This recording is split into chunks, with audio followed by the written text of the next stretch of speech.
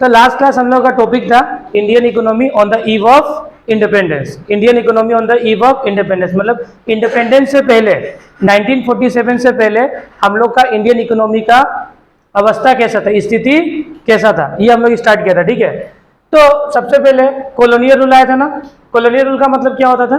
Colonial rule, एक country जब दूसरा कंट्री पे क्या करता था, राज, या एक कंट्री या ग्रुप ऑफ पीपल जब दूसरा पे राज करता है उसको क्या बोलता है, कॉलोनियल। क्या बोलता है? Colonial rule. कॉलोनियल रूल बताया था लास्ट क्लास में। तो colonial rule refers to the period in a history when one country और a group of people stabilize and maintains control over the another region या another group of people, typically for economic, political, cultural reason. This control is often achieved through the military forces, political dominance और economic exploitation etc. मतलब colonial का मतलब क्या था? colonial rule का मतलब जब group of people या कोई एक कंट्री दूसरा कंट्री पे क्या करेगा, राज करेगा, तो उसको क्या बोलते हैं हम लोग? Colonial rule. क्या रूल? Colonial rule. इंडिया में कॉलोनियल रूल कब आया था? 1757 से लागू हुआ था। कब खत्म हुआ था? 1947 तक। अगर इसको माइनस करने जाएगा तो कितना ईयर होगा? 190 साल। कितना होगा? लेकिन हम लोग अप्रोच कितना मान के चलता है? 200 साल। कितना? 200 साल ब्रिटिशर हम लोग पे राज किया था। 200 साल। कितना साल? 200 साल। सोचो, 200 साल। ठीक है, तो लास्ट क्लास में ये सब पढ़ा था हम लोग। फिर ये भी पढ़ा था कि इंडियन इकोनॉमी का फीचर्स क्या था। इंडियन इकोनॉमी का फीचर्स क्या था इंडिपेंडेंट तुम्हारा कॉलोनियल रूल से पहले। कॉलोनियल रूल से पहले मतलब मैक्सिमम 85% जितना भी लोग था वो लोग किस पे एंगेज था? खेती बाड़ी करता था। क्या? खेती बाड़ी मतलब एग्रीकल्चर काम करता था। ठीक है, उन लोगों का मेन मकसद क्या था? क्रॉप उगाने का मेन रीजन क्या था? वो लोग खुद के लिए क्रॉप उगाता था और क्रॉप को शेयर करता था। जो भी व्हीट या राइस उगाता था उन लोग खुद के लिए उगाता था और दूसरा के साथ शेयर करने के लिए, क्योंकि उस टाइम क्या फुल होता था? Barter system. ठीक है, फिर से इंडिया फेमस किस लिए था? हैंडीक्राफ्ट इंडस्ट्री के लिए। किसके लिए? हैंडीक्राफ्ट इंडस्ट्री के लिए। इंडिया हैंडीक्राफ्ट इंडस्ट्री के लिए बहुत ज्यादा फेमस था। बताया था ना उसका एक रीजन क्या था? एक कपड़ा, एक रिंग होता है ना, रिंग से निकल जाता था, इतना सॉफ्ट कपड़ा उसका होता था, इंडिया जो बनाता था कपड़ा। ठीक है, फिर इंडिया क्या था? India was independent, self reliant and the prosperous country. Did you know before colonization India was known as the golden bird. Colonial rule से पहले इंडिया को क्या बर्ड बोला जाता था? गोल्डन बर्ड, मतलब सोने की चिड़िया। ये सब हम लोग प्रीवियस क्लास में डिस्कस किया था। ठीक है, तो आज का हम लोग का मेन मुद्दा होने वाला है कि ये सब तो हम लोग पढ़ ही लिया था। जमींदारी सिस्टम क्या होता है, कॉमर्शलाइजेशन क्या। देखो, agriculture sector at the eve of independence मतलब इंडिपेंडेंस से पहले जमींदारी सिस्टम स्टार्ट हो गया था। ये नहीं हो गया था? जमींदारी सिस्टम में क्या होता था कि जमींदार लोग क्या करता था? नॉमिनल हेड होता था। किसका? लैंड का, फार्मर्स का लैंड का नॉमिनल हेड होता था। वो लोग जो भी फार्मर्स जो भी अपना जमीन पे उगाता था वो बेच के जमींदार लोग क्या करता था? रेवेन्यू कलेक्ट करके किसको दे देता था? ब्रिटिश गवर्नमेंट को। किसको? ब्रिटिश गवर्नमेंट को। फिर कॉमर्शलाइजेशन ऑफ एग्रीकल्चर। जब कॉलोनियल रूल अप्लाई नहीं था, जब कॉलोनियल रूल अप्लाई नहीं था तो क्या हो रहा था कि जो भी हम लोग खेती बाड़ी करता था खुद के लिए क्रॉप उगाता था या शेयर करने के लिए, लेकिन ब्रिटिश गवर्नमेंट आने का बाद हम लोग क्या किया? क्रॉप को बेचना स्टार्ट किया। क्या किया? कॉमर्शलाइजेशन मतलब जो भी खेती बाड़ी हम लोग करता था, जो भी सामान अनाज उगाता था उसको क्या किया? हम लोग बेचना स्टार्ट किया था। ठीक है, कब? कॉलोनियल रूल से पहले। कॉलोनी से पहले ना बाद में? बाद में। पहले तो क्या होता था? खुद के लिए उगाता था और शेयर करने के लिए। लेकिन जब ब्रिटिश आया, ब्रिटिश आने के बाद जो भी खेतीबाड़ी करना हम लोग स्टार्ट किया था, तो खेतीबाड़ी करके जो भी अनाज उगाता तो उसको क्या करता हम लोग? कॉमर्शलाइजेशन करता, मतलब बेचना स्टार्ट किया। ठीक है, फिर नेक्स्ट इंडिपेंडेंस से पहले क्या था तुम्हारा? जो लैंड, जो तुम्हारा प्रोडक्शन था बहुत कम होता था, मतलब जो भी अनाज उगता था वो बहुत कम होता था, क्योंकि उस टाइम में क्या था? Irrigation facility, lake of irrigation facility मतलब पानी देने वाला फैसिलिटी बहुत कम था, पता ही है। फिर से लो लेवल ऑफ टेक्नोलॉजी, उस टाइम उतना टेक्नोलॉजी डेवलप्ड नहीं था। फिर से negligible use of the fertilizers का उतना यूज हम लोग करता नहीं था, ऐसा हम लोग डिस्कस किया था। फिर हाई डिग्री ऑफ अनसर्टेनिटी, इसका मतलब हम लोग मतलब मैक्सिमम खेती किस पे डिपेंड होता था? रेन पे। किस पे? रेन पे। अगर बारिश अच्छा होता था तो खेती अच्छा होता था, अगर बारिश अच्छा नहीं हुआ तो खेती खत्म होता था ना। फिर industrial sector at the industrial sector on the eve of independence. Independence से पहले इंडस्ट्रियल सेक्टर कैसा था, तो मालूम है कैसा था? Decline of handicraft industry. Handicraft industry नीचे जाना स्टार्ट हो गया, क्योंकि एक्सपोर्ट पे जब हम लोग हैंडीक्राफ्ट मतलब जो भी गुड्स हम लोग बनाता था मतलब हाथ से, उसको बाहर में अगर बेचना है, एक्सपोर्ट करना है, तो उसमें टैक्स गवर्नमेंट क्या किया था? बहुत ज्यादा लगा दिया था। ब्रिटिश गवर्नमेंट बहुत ज्यादा टैक्स लगा दिया, जिससे के कारण कोई बाहर का लोग उतना खरीदना बंद कर दिया, ठीक है। जिसका कारण हैंडीक्राफ्ट इंडस्ट्री क्या हो गया? डाउन होते गया। फिर नेक्स्ट डिस्क्रिमिनेटरी टैरिफ पॉलिसी, मतलब टैक्सेशन पॉलिसी बताया था ना तुम लोगों को, टैक्स बहुत ज्यादा टैक्स लगा दिया था एक्सपोर्ट पे, ठीक है, और इंपोर्ट पे क्या था? फ्री था, बताया था ना। फिर कैपिटल गुड्स उतना नहीं था। कैपिटल गुड्स समझता ना, जिससे हम लोग फर्दर प्रोडक्शन करता था, वो सब गुड्स बहुत कम था। फिर से पैटर्न ऑफ डिमांड भी क्या हो गया था? चेंज, मतलब हम लोग क्या कर रहा था कि वेस्टर्न कल्चर को अपनाना स्टार्ट किया, जिसके कारण वेस्टर्न कल्चर का डिमांड होना स्टार्ट हो गया। हम लोग का गुड्स का डिमांड क्या हो गया? डाउन हो गया। फिर negative effect of railways. Negative effect of railways का मतलब क्या था? जब ब्रिटिश लोग आया था, रेलवे लेके आया ना, क्या लेके आया? रेलवे। लेकिन रेलवे का यूज उन लोग खुद के लिए करता था, हम लोग के लिए करता नहीं था। मतलब इंडियन लोगों को, इंडियन लोग अगर मान लो कि इंडियन को किसी को मान लो one place to another place goods को पहुंचाना है, तो अपना बैलगाड़ी यूज करो, हम लोग का रेलवे तुमको देगा नहीं। ऐसा होता ये नहीं होता था, ऐसे ही होता था। अब आज का जो हम लोग टॉपिक है, आज का क्या टॉपिक है? Foreign trade. क्या है? अब देखो, इंडिपेंडेंस से पहले फॉरेन ट्रेड कैसा था? फॉरेन ट्रेड, फॉरेन ट्रेड देखो, देखो since Asian times India has been an important trading nation. बताया था ना, एक इंपोर्टेंट ट्रेडिंग नेशन था, ठीक है। India was well known exporter of manufactured goods such as silk, fine cloths, textile, ivory works, handicraft and precious stone, etc. But discriminatory trade and tariff policy, the British put an end to this. बताया था ना, देखो जब तुम्हारा colonial rule लागू नहीं हुआ था, मतलब उससे पहले क्या था? इंडिया एक हैंडीक्राफ्ट इंडस्ट्री के लिए बहुत फेमस बहुत फेमस था। क्या था?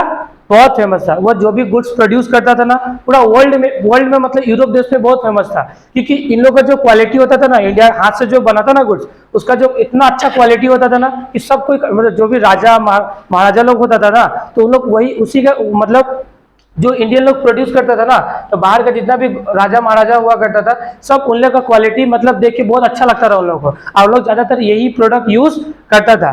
बट जब तुम्हारा ब्रिटिशर्स आया, तो क्या किया कि जो सिल्क या फाइन या टेक्सटाइल या इवरी वर्क जो भी होता था इंडिया में, सब पे बताया था ना, ज्यादा टैक्स लगा दिया था, एक्सपोर्ट पे बहुत ज्यादा टैक्स लगा दिया था, जिसका कारण क्या हो गया कि बाहर वाले लोग हम लोग का गुड्स लेना बंद कर दिया, जिससे कि हम लोग का फॉरेन ट्रेड घटने लगा, मतलब एंड होने लगा। उसका क्या होने लगा? एंड के पोजीशन में पहुंच गया था, ठीक है। अब देखो, the condition of foreign trade are explain below. समझना एक एक पॉइंट को अच्छा से। पहले क्या था देखो, exporter of primary products and importer of finish good. Exporter of primary products and importer of finish good. बताया था ना तुम लोगों को, क्या बताया था हम कि ब्रिटिश लोग क्या करता था? ब्रिटिश लोग क्या करता था? इंडिया से सामान क्या करता था? लेके जाता था, और उसको मस्त प्रोडक्ट बना के फिर हम लोगों को बेच देता था। ऐसा होता ही नहीं होता था। हाँ, यहाँ से कच्चा माल, क्या सुना? यहाँ से कच्चा माल लेके जाता था यूरोप में, उसको कन्वर्ट करता था और वापस हम लोग को बेच देता था। और यहाँ से खरीद के लेके जाता था क्या में? कम प्राइस में। किस प्राइस में? कम प्राइस में। और हम लोग को बेचता था ज्यादा दाम में। मतलब जब फॉरेन ट्रेड क्या हुआ, during the colonial rule India become an exporter of raw material, ठीक है, such as raw silk, cotton, indigo and jute. मतलब हम लोग क्या क्या उगाता था? हम लोग सिल्क, ठीक है, कॉटन या इंडिगो का खेती बताता ना, सिल्क का खेती, इंडिगो का खेती हम लोग बहुत ज्यादा करता था। तो हम लोग से उन लोग क्या करता था? इंडिगो, सिल्क ये सब खरीद के लेके जाता था, और वहां पे इसी को मस्त फिनिश गुड्स में कन्वर्ट करके वापस हम लोग को बेच देता था। जिससे क्या होगा? विचार देखो, हम लोग को ये खरीद के, हम लोग से ये कितना में खरीद के लेके जाता था? एकदम चीप प्रोडक्ट में, मतलब एकदम चीप दाम में, एकदम कम दाम में खरीद के लेके जाता था, ठीक है। And become importer of the finish good such as capital goods, wooden and garment, silk garment and other machine made product which are high cost, मतलब हम लोगों से रॉ मटेरियल एकदम सस्ता में खरीद के लेके जाता था और हम लोगों को बेचता था किस में, हाई प्राइस में। किसमें, हाई प्राइस में। समझ में आया बात। Due to this economic condition of our economy started decline, जिससे कि हम लोग का इकोनॉमिक कंडीशन क्या हुआ, गिरने लगा। क्या लगा, एकदम गिरना स्टार्ट हो गया। और मतलब जब ब्रिटिशर्स आया था ना, हर तरीका से इंडिया को लूटा था, हर तरीका से, चाहे वो फॉरेन ट्रेड हो, चाहे वो इंडस्ट्रियल सेक्टर हो, या चाहे वो एग्रीकल्चर सेक्टर हो, हर तरीका में उन लोग का हालत खराब कहीं नहीं किया। एग्रीकल्चर सेक्टर तुम लोग पढ़ाई, फिर हम लोग क्या पढ़ा, इंडस्ट्रियल सेक्टर भी पढ़ा, अभी क्या पढ़ रहा है, फॉरेन सेक्टर। ठीक है, फिर नेक्स्ट है तुम्हारा मोनोपोली। क्या next, monopoly control on trade by Britishers. इसका मतलब समझना, during the colonial period the British government maintain a monopoly control over Indian trade policy. ठीक है, most of the trade was restricted to the Britain, मतलब देखो more than 50% से ज्यादा trade किसका साथ होता था, ब्रिटेन गवर्नमेंट के साथ। किसका साथ, 50% से ज्यादा ट्रेड, मतलब व्यापार 50% से ज्यादा व्यापार किससे करना है, ब्रिटेन गवर्नमेंट के साथ। अगर उससे कुछ बच गया तो किसे किसे करना है, चाइना से, श्रीलंका से एंड पर्सिया, मतलब ईरान। उस टाइम में क्या था, पर्सिया, लेकिन अभी क्या है तुम्हारा, ईरान है। ठीक है, श्रीलंका पहले क्या था, सेलोन। क्या था, समझ में आया बात। तो 50% से ज्यादा ट्रेड हम लोग को ब्रिटिश गवर्नमेंट के साथ करना पड़ता था, और अगर कुछ बच गया तो चाइना से कर लो, श्रीलंका से कर लो, या किससे, ईरान से कर लो। ठीक है, most of the trade were restricted to the Britain more than one and half, while the rest was allowed only with some other countries such as China, Sri Lanka, Ceylon and Iran and Persia। ठीक है, समझ में आया बात। मतलब most of the 50% trade हम लोग को, मोर देन 50% ट्रेड हम लोग को ब्रिटिश गवर्नमेंट के साथ करना पड़ता था। अगर कुछ बच गया तो तुम करो चाइना के साथ, श्रीलंका के साथ, या ईरान या पर्सिया के साथ। समझ में आया बात। फिर नेक्स्ट क्या तुम्हारा, फिर इन लोगों को और दिमाग लगाया, देखना ये समझ, ये कॉन्सेप्ट थोड़ा सा इंपॉर्टेंट है। इन लोग क्या लेके आए पता है, देख रहे हैं, स्वेज कैनल।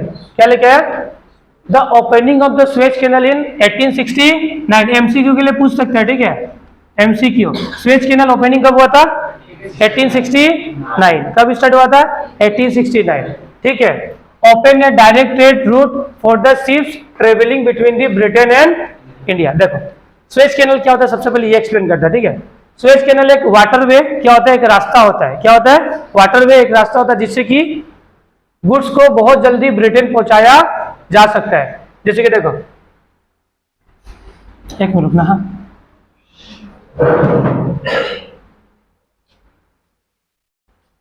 थोड़ा सीधा चला गया।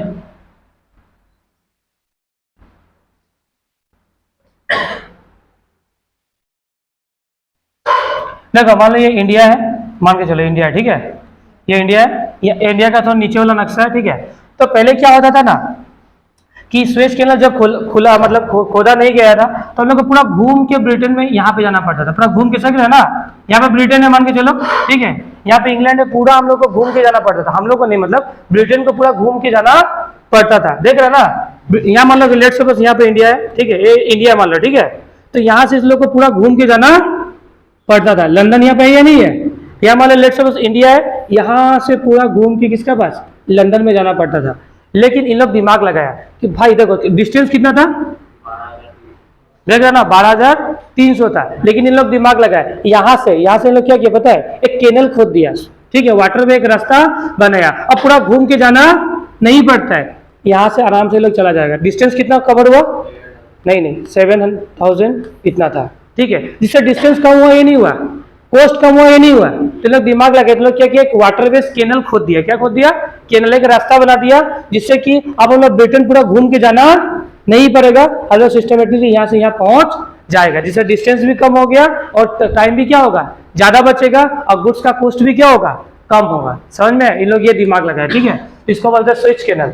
It is an artificial waterway running from the north to south across the isthmus of Suez in northeastern Egypt. The opening of Suez Canal reduced the transportation cost, as now there is a no need the sail around the Africa. समझ में, इतना घूम के जाना। आप देखो Africa, देखो कितना अफ्रीका से पूरा घूम के जाना, ये अफ्रीका है, अफ्रीका से पूरा घूम के जाना पड़ता था लंदन, लेकिन ये लोग दिमाग लगाया कहाँ पे पहुंच गया, एकदम कम कॉस्ट में पहुंच गया, नहीं पहुंच गया, लोग दिमाग लगाया कि ना ट्रेडिंग को और हम लोग ईजी करेगा। ठीक है, आज सुएज कैनल सिर्फ किसके लिए यूज होता था, ब्रिटिश इंडिया के लिए। अगर इंडिया को लंदन में माल बेचना ना, जाओ घूम के जाओ, घूम के जाओ। अगर मान लो इंडियंस को माल बेचना होगा लंदन में तो पूरा घूर के जाओ। अगर यहाँ पे लोग को जाना है मतलब शॉर्टकट अपना, ठीक है ना। हाँ, खुदाई कर देना चाहिए ना। जैसे देखो देखो नेक्स्ट देखो tariff free import and export between the India and Britain. मतलब टैक्स फ्री क्या होता था, टैक्स फ्री क्या चीज, इंपोर्ट किसका बीच, between India and Britain, whereas heavy duty was placed on the export of Indian handicraft products which increased their price in the market। अगर मान लो ऐसा होता, अगर ब्रिटेन से इंपोर्ट करना है, ठीक है, ब्रिटेन से मतलब ब्रिटेन से कोई माल इंपोर्ट करना चाहिए, यहाँ से ब्रिटेन लेके जाएगा तो उसमें कोई टैक्स वेक्स नहीं लगेगा।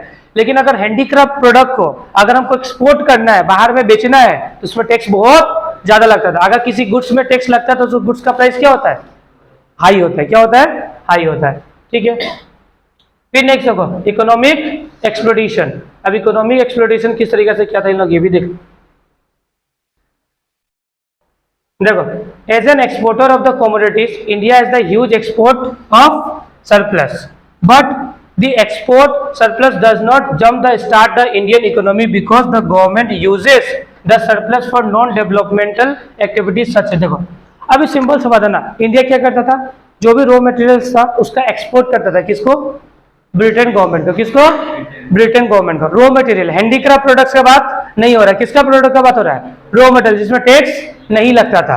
ठीक है, तो इंडिया क्या करता था, ह्यूज एक्सपोर्टर था। क्या था, ह्यूज एक्सपोर्टर था, किसका, कच्चा माल का। जो भी कच्चा माल इंडिया से ब्रिटेन जाता था उसका ह्यूज एक्सपोर्टर कौन था, इंडिया था। उससे इंडिया को सरप्लस जनरेट हो रहा ही नहीं हो रहा है, प्रॉफिट जनरेट हो रहा ही नहीं हो रहा है, लेकिन वो प्रॉफिट इंडिया को डेवलप करने में यूज नहीं होता था। उस प्रॉफिट को लेके ब्रिटिश गवर्नमेंट क्या करता था पता है, क्या करता है पता है, देखो उस प्रॉफिट को लेके ब्रिटिश गवर्नमेंट क्या करता था, to cover the cost of war wage by the Britain government. जो भी ब्रिटेन गवर्नमेंट में जो भी लोग वार में लगा हुआ है, उस टाइम में जो भी सैलरी वेजेस देना है तो इसी पैसा से दिया जाता था।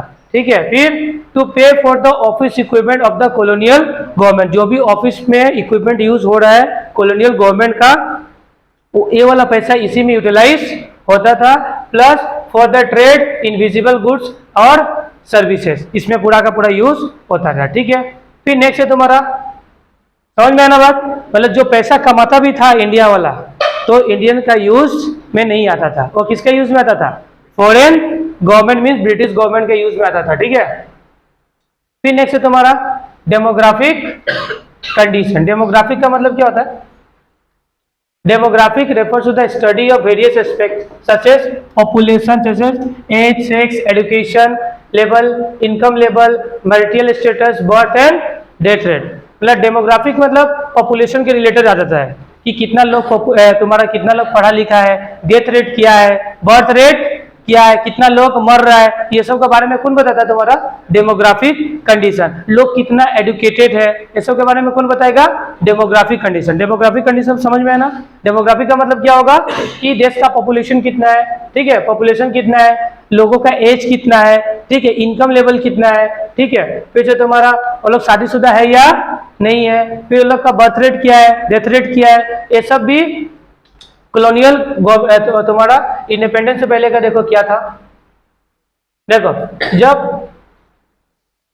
भाई देखो high birth rate and death rate, high birth rate and death rate. देखो birth rate refers to the number of children born per second in a year, and death rate क्या होता था, death rate refers to the number of people dying 1000 per second in a year during the colonial period। जब British का rule था, colonial period था, तो उस time में बर्थ रेट और डेथ रेट क्या था, ये कॉन्सेप्ट है। ठीक है, तब बर्थ रेट क्या था, देखो birth rate refers to the number of children born per second. Per second में कितना, पर सेकेंड तुम्हारा पर 1000 इन ईयर, मतलब एक साल के अंदर में क्या हुआ, सेकेंड बोल रहे हैं क्या, पर 1000 होगा, पर सेकेंड तो भाई बहुत ज्यादा ही हो जाएगा, हाँ अत्याचार हो जाएगा। तो पर 1000 है, क्या है, एक साल के अंदर में कितना लोग, कितना बच्चा जन्म होता था, कितना बेबी नया नया जन्म होता था, और एक साल के अंदर में कितना मर जाता था। ये birth rate and death rate है, ठीक है। तो कॉलोनियल पीरियड में बर्थ रेट और डेथ रेट कैसा था देखो। तो बर्थ रेट कहा है, during the colonial period both birth rate and death rate are very high. जितना स्पीड से जन्म होता था ना, उतना स्पीड से ऊपर भी जाता था। कॉलोनियल रूल जब था ना, तो जितना स्पीड से बच्चा लोग जन्म लेता था ना, उतना स्पीड से मरता भी था। बच्चा लोग नहीं, मतलब बर्थ रेट एंड जितना लोगों का जन्म होता था उतना लोग मरता भी था। बहुत स्पीड था, दोनों क्या था, बहुत हाई था। अगर कोई इकोनॉमिक में डेथ रेट भी बहुत ज्यादा है, बर्थ रेट भी बहुत ज्यादा है, तो अच्छा बात नहीं है। उस टाइम इकोनॉमी क्या है तुम्हारा, रुका हुआ है, स्नेगनेट है। क्या है, पता है ना स्नेगनेट क्या होता है तुम्हारा, इकोनॉमी क्या एकदम रुका हुआ, उसका डेवलपमेंट हो नहीं रहा है। तो जब भी किसी भी इकोनॉमी का डेवलपमेंट नहीं होता है, तो बर्थ रेट भी हाई होता है एंड डेथ रेट भी क्या होता है, हाई होता है। मोबाइल चला रहे क्या भाई।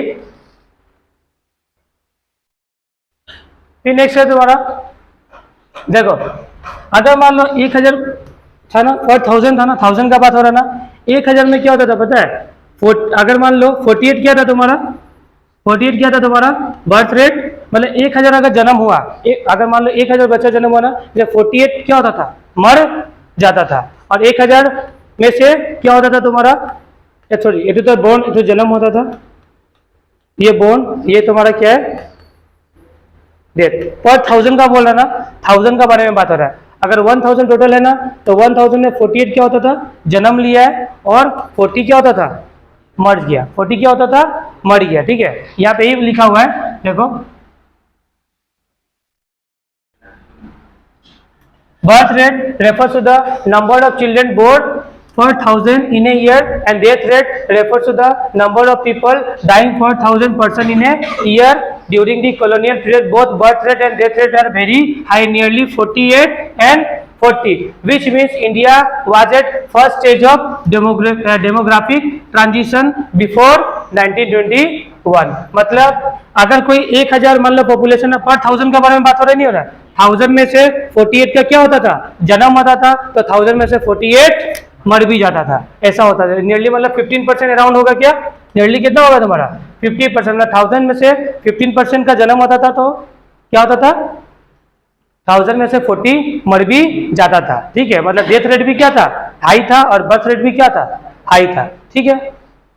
देखो यहाँ पे देखो stages of demographic transition. First stage का मतलब स्टेज, देखो फर्स्ट स्टेज में क्या होता है तुम्हारा, high birth rate and death rate, मतलब इकोनॉमी क्या है, स्नेगनेट है, मतलब डेवलपमेंट हो नहीं रहा है। फिर सेकेंड स्टेज क्या है, सेकेंड स्टेज मतलब क्या है तुम्हारा, हाई बर्थ रेट है एंड लो डेथ रेट है। बर्थ रेट बहुत ज्यादा है, डेथ रेट बहुत कम है, तो उसमें क्या है, इनिशियल स्टेज ऑफ डेवलपमेंट, मतलब हम लोग डेवलपमेंट का थोड़ा थोड़ा स्टेज में है। और थर्ड स्टेज क्या है तुम्हारा, low birth rate and low death rate, मतलब डेवलपिंग और डेवलप इकोनॉमी में ऐसा होता है, ठीक है। ये था तुम्हारा किसका, high birth rate and death rate वाला कॉन्सेप्ट। तो जब कॉलोनियल रूल था तो डेथ रेट भी बहुत ज्यादा था एंड बर्थ रेट भी बहुत ज्यादा था, ठीक है। तो दोनों ज्यादा होना नहीं चाहिए, दोनों को क्या होना चाहिए, कम होना चाहिए। अगर कम है तो डेवलप है, अगर कम नहीं है तो डेवलप नहीं है। मतलब 1000, अगर 1000 पॉपुलेशन मतलब 1000 अगर जन्म लिया ना, 1000 में से 48 क्या होता था, 1000 अगर जन्म हुआ ना बच्चा एक साल के अंदर में, तो 48 क्या हो गया तुम्हारा, मर गया। 48 क्या हो गया, मर गया। समझ में आया बात। फिर 19 देखो जब 1921 हुआ ना, is regarded as the great divided as theorem, India has the started its entry into the second stage of demographic transition. जब मतलब 1921 के बाद इंडिया फर्स्ट, पहले 1921 से पहले इंडिया क्या में था, फर्स्ट स्टेज में था, मतलब पूरा डेवलप नहीं था, ठीक है। फिर इंडिया क्या में कदम रखा, सेकेंड स्टेज में, कब 1921 का बाद, क्योंकि 1921 के बाद बहुत सारा डेवलपमेंट हो चुका था इंडिया में, ठीक है, इसीलिए ऐसा हुआ। फिर नेक्स्ट लो लिटरेसी रेट, इसमें क्या होता है, लिटरेसी का मतलब पढ़ा लिखा ना, हाँ पढ़ा लिखा। लिटरेसी रेट का मतलब क्या होगा, देखो literacy rate refers to the number of person who is 7 और एबव, मतलब 7 या 7 साल से ज्यादा, ठीक है। Who is the ability to read write and understand and one language. देखो पढ़ा लिखा किसको माना जाएगा, कोई भी जो 7 साल का हो या 7 साल से ज़्यादा का हो, ठीक है, उसको उसका एबिलिटी क्या हो, बुक पढ़ने सक रहा हो, ठीक है, फिर से क्या है, उसको लिखना आता हो, ठीक है, कम से कम उसको एक लैंग्वेज से बोलना आता हो, तो उसको क्या बोलता था हम लोग, लिटरेट है। वो पर्सन क्या है तुम्हारा, लिटरेट है, मतलब वो लिटरेट पर्सन है, ठीक है। During the colonial period the overall literacy rate of an economy was less than 16%। पूरा इकोनॉमी 16% से कम क्या था हम लोग का यहाँ पे, पढ़ा लिखा लोग था, 16 लेस देन 16% से भी क्या था, कम था, ठीक है। Moreover the female literacy rate about 7%। Female का लिटरेसी रेट कितना था, 7%। कितना था, तो मेल का कितना होगा, कितना होगा, 8 था मेल, तो फीमेल का कितना था, 7% था। कितना था, 7%, और मेल का कितना था, 8%। समझ में है बात, मतलब ले सोचो तो कॉलोनियल रूल में पढ़ा लिखा लोगों का संख्या कितना कम था, कितना कम था, 7 और 8, अगर निकाले तो 7 और 8 बहुत कम था।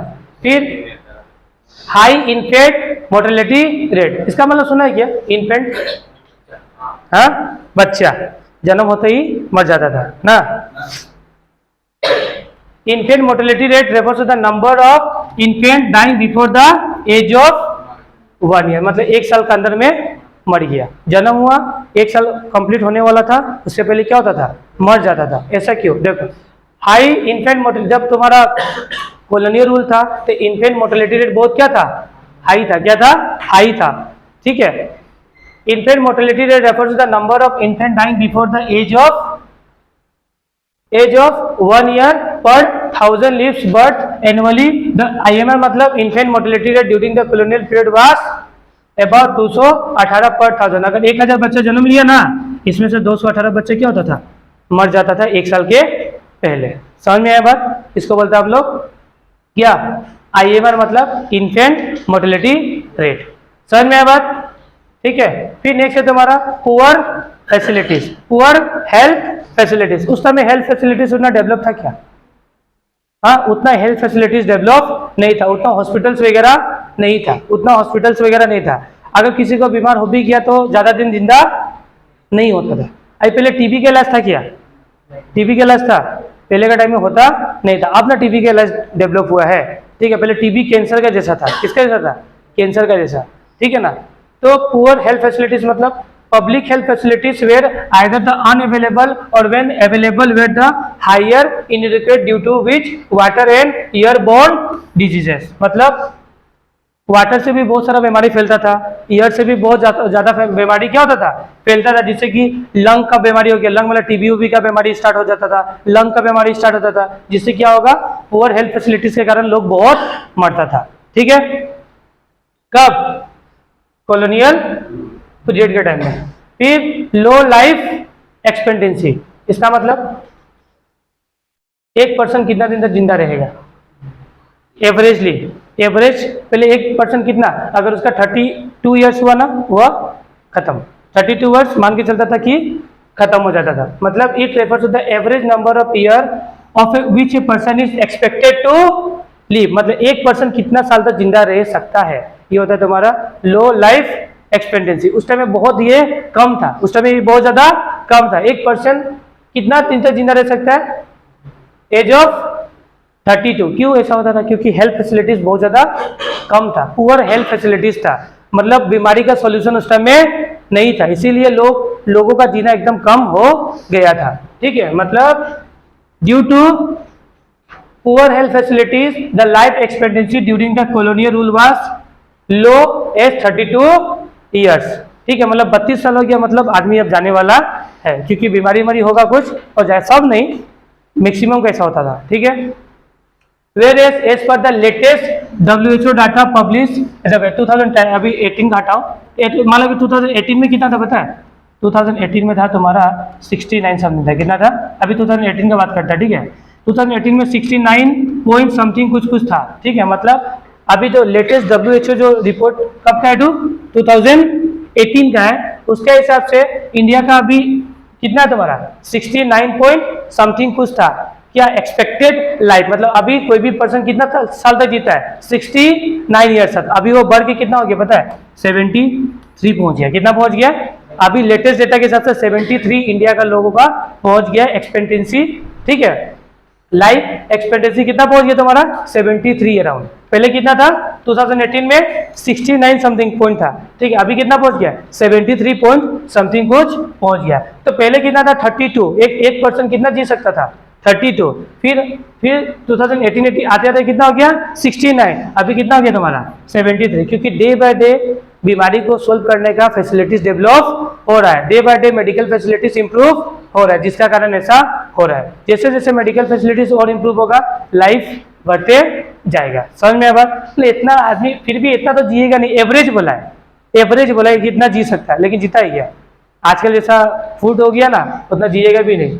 फिर से high level of poverty, poverty मतलब गरीबी बहुत ज्यादा था, पता ही है कॉलोनियल रूल के टाइम में गरीबी बहुत ज्यादा था। During the colonial period India faced the condition of extensive poverty, per capita consumption was very low, the overall standard of the living of common people of India was very low, बहुत poor था उस time में people. फिर से देखो next देखो occupation structure, occupation का मतलब ऑक्यूपेशनल स्ट्रक्चर मतलब लोग पहले किस पे डिपेंड था, क्या काम करता था, ठीक है। देखो it refers to the distribution of working person across the different industries and sector। मतलब देखो ऑक्यूपेशन मैक्सिमम लोग किस पे डिपेंड था, ऑक्यूपेशन मैक्सिमम किस पे डिपेंड था, किस पे एग्रीकल्चर पे। मैक्सिमम लोगों का बिजनेस क्या था एग्रीकल्चर, क्या था मैक्सिमम लोग खेती बाड़ी करता था। कब कॉलोनियल पीरियड के टाइम में। आप पता ही है ना कि हैंडीक्राफ्ट इंडस्ट्री को तो फॉरेनर लोग क्या किया था, ब्रिटिश लोग खत्म कर दिया था। क्या किया था, खत्म कर दिया था। और वहां से लोगों को निकाल के कहां पे शिफ्ट कर दिया, एग्रीकल्चर सेक्टर में, क्योंकि उन लोग उस पर बहुत ज्यादा हैंडीक्राफ्ट इंडस्ट्री में क्या लगा दिया था, टैक्स लगा दिया था। टैक्स लगाने के कारण हैंडीक्राफ्ट इंडस्ट्री तो पूरा ठप हो गया, खत्म हो गया कहानी, ठीक है। और मैक्सिमम लोगों को कहां पे शिफ्ट कर दिया, एग्रीकल्चर पे। किस पे, एग्रीकल्चर पे। कॉलोनियल रूल के याद है, कॉलोनियल रूल से पहले कितना था, अप्रोक्स 70 कितना था तुम्हारा, 80 कितना था, 82 समथिंग था ना। अब कितना हो गया तुम्हारा। As a colonial government aims at making India as an exporter of raw materials, as result about 72% of the working population was engage in the agriculture sector, as the income generation as rate of agriculture sector is very लो।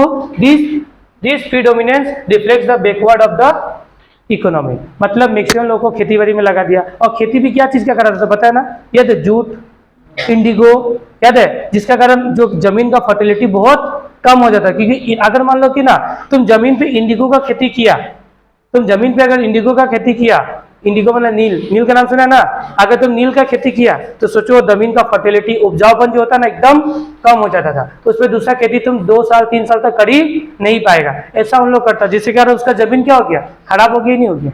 हाँ, तो British लोग, जब तुम्हारा colonial rule था, British लोग बोलता था कि जो भी इंडियन पीपल है सिर्फ तुम क्या करो, खेती करो, अनाज उगाओ और हम लोग को बेचो, हम लोग उसको क्या बनाएगा, फिनिश प्रोडक्ट बनाएगा, ठीक है। फिर अनबैलेंस ग्रोथ, तो अनबैलेंस ग्रोथ क्या था कि जो भी मतलब इंडिया का ग्रोथ हो ही नहीं रहा था। क्या था, ग्रोथ हो ही नहीं रहा था। जो भी पैसा आता था वह ब्रिटिश गवर्नमेंट खुद का डेवलपमेंट में लगाता था, इंडिया का डेवलपमेंट में लगाता नहीं था, जिसका कारण इंडिया का बैलेंस ग्रोथ क्या हो गया था, अनबैलेंस्ड हो गया था, ठीक है ना। The growth of the Indian economy is to be balanced when 3 sector are equally develop. देखो किसी भी इकोनॉमी का ग्रोथ हम लोग बैलेंस कब मानता है, जब 3 सेक्टर, कितना सेक्टर होता है, 3 सेक्टर, प्राइमरी होता रहा, सेकेंडरी एंड टर्सरी सेक्टर, याद ही होगा ना। हाँ, तुम्हारा इंडस्ट्री मतलब कि तुम्हारा एग्रीकल्चर सेक्टर भी अच्छा से काम करे, तुम्हारा इंडस्ट्रियल सेक्टर भी अच्छा से काम करे और सर्विस सेक्टर भी अच्छा से काम करे। अगर तीनों का डेवलप है तो मानता हम लोग कि ग्रोथ क्या है, बैलेंस्ड है। अगर तीनों में से किसी एक का भी ग्रोथ ना हो तो ग्रोथ क्या हो जाता है, अनबैलेंस। क्या हो जाता है, अनबैलेंस। लेकिन जब ब्रिटिश गवर्नमेंट राज कर रहा था तो उस टाइम सिर्फ एग्रीकल्चर का ग्रोथ हो रहा था, लेकिन इंडस्ट्रियल सेक्टर और टर्सरी सेक्टर में ग्रोथ नहीं था, जिसका कारण ग्रोथ क्या हो गया था, अनबैलेंस। समझ में है ना। किसी भी इकोनॉमी का ग्रोथ बैलेंस कब माना जाएगा, जब तीनों सेक्टर उसका प्रॉपर काम कर रहा हो। बट एक ग्रोथ हो रहा है, 2 ग्रोथ नहीं हो रहा, तो ग्रोथ क्या होता है, अनबैलेंस्ड होता है ना। तो growth of the economy set to be balanced when the 3 sector are equally developed but in case of the Indian economy only primary sector is the main source of source of employment. The whereas the secondary and the tertiary sector where there is the infant stage of growth. समझ में आ रहा ना बात? सिर्फ primary sector का growth हो रहा है, सेकेंडरी एंड टर्सरी सेक्टर का ग्रोथ नहीं हो रहा है, जिसका कारण ग्रोथ बैलेंस नहीं था. समझ में बात? अब ब्रिटिश गवर्नमेंट का टाइम में, कॉलोनियल पीरियड के टाइम में इंफ्रास्ट्रक्चर कैसा था? तो देखो, जब ब्रिटिश गवर्नमेंट आया तो इंफ्रास्ट्रक्चर डेवलप थोड़ा थोड़ा किया उन लोग. कैसे कि जैसे कि रोड्स बनाया. क्या बनाया? रोड्स बनाया ना. उन लोग रोड्स बनाया. क्या को लेके आया? रेलवेज को लेके आया. क्या लेके आया? रेलवे को लेके आया. ठीक है. पोर्ट बनाया. क्या बनाया? पोर्ट्स बनाया. ठीक है. टेलीग्राम्स बनाया, जिसके कारण इंफ्रास्ट्रक्चर फैसिलिटी क्या हुआ? डेवलप हुआ. देखो, बट उन लोग जो भी इंफ्रास्ट्रक्चर फैसिलिटीज इन लोग डेवलप किया, वो इंडियन को यूज करने नहीं देता था. उस पर यूज कौन करेगा? Only British. क्या मतलब हर तरीका से इंडिया को क्या किया है? हाँ, हर तरीका से डुबाया है. मतलब लूटने में कोई कसर नहीं छोड़ा है. लूटने में कोई कसर नहीं छोड़ा. हर तरीका से. देखा ना, पहले इंडस्ट्रियल को खाया, पहले एग्रीकल्चर को खत्म किया, फिर इंडस्ट्रियल, फिर फॉरेन, फिर उसके बाद ऑक्यूपेशन को खा गया. हर तरीका से क्या किया? इंडिया को डुबाया है. ठीक है. इट रेफर्स टू द, देखो इंफ्रास्ट्रक्चर क्या होगा? It refers to the basis physical and the organizational structure and facilities, building roads, power supply etc. needed for the operation of an economy. ठीक है. इंफ्रास्ट्रक्चर का मतलब क्या होगा? पावर सप्लाई अच्छा हो, रोड्स अच्छा हो, बिल्डिंग्स बनाओ. तो हम लोग मानते हैं कि इंफ्रास्ट्रक्चर डेवलप्ड है. अब ठीक है. The state of infrastructure was very poor during the colonial period. जब इंफ्रास्ट्रक्चर colonial period में बहुत ज्यादा क्या था? पुअर था. ठीक है. Although some efforts were taken by the British government to improve the condition of infrastructure in the economy. जैसे कि मतलब जब ब्रिटिश गवर्नमेंट colonial period के टाइम में तैसे भी बहुत ज्यादा पुअर था, लेकिन जब ब्रिटिश आया तो लोग कुछ चीज डेवलप किया. जैसे कि रोड्स बनाया, रेलवेज लाया, टेलीग्राफ डेवलप किया, पोर्ट्स बनाया, जिसका कारण थोड़ा थोड़ा सा डेवलपमेंट हुआ. किसमें?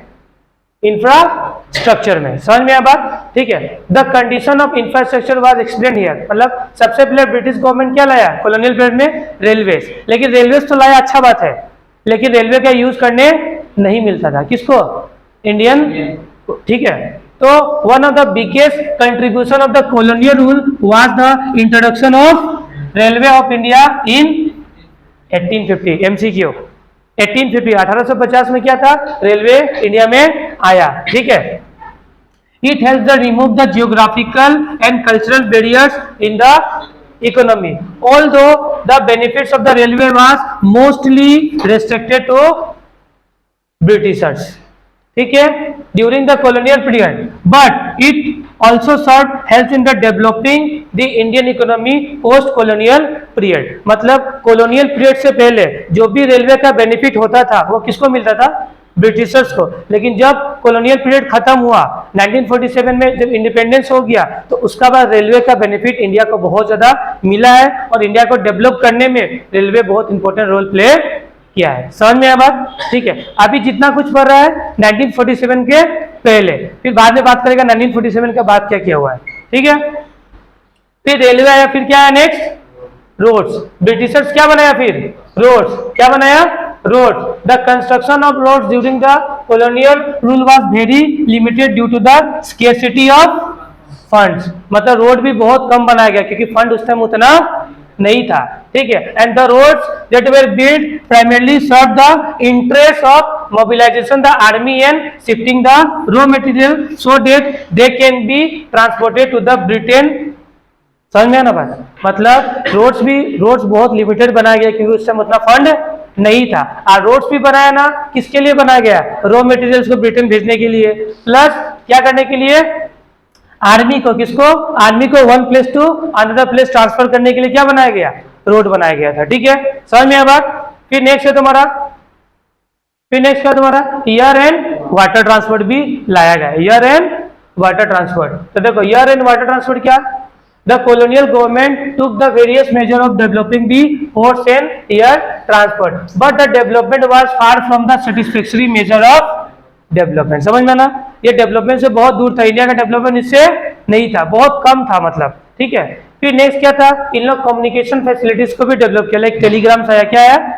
देखो during the colonial period post telegrams were most popular means of communication. Communication मतलब बात करना, ठीक है। कम्युनिकेशन मतलब किसी इंफॉर्मेशन को one place to another place पहुंचाना। तो जब ब्रिटिशर्स है तो उन लोग क्या लेके आया, पोस्ट लेके आया, क्या लेके आया, टेलीग्राफ लेके आया, ठीक है। The system electric telegraph was introduce at a high cost. जो इलेक्ट्रिक टेलीग्राफ था उसमें कॉस्ट बहुत ज्यादा लगता था।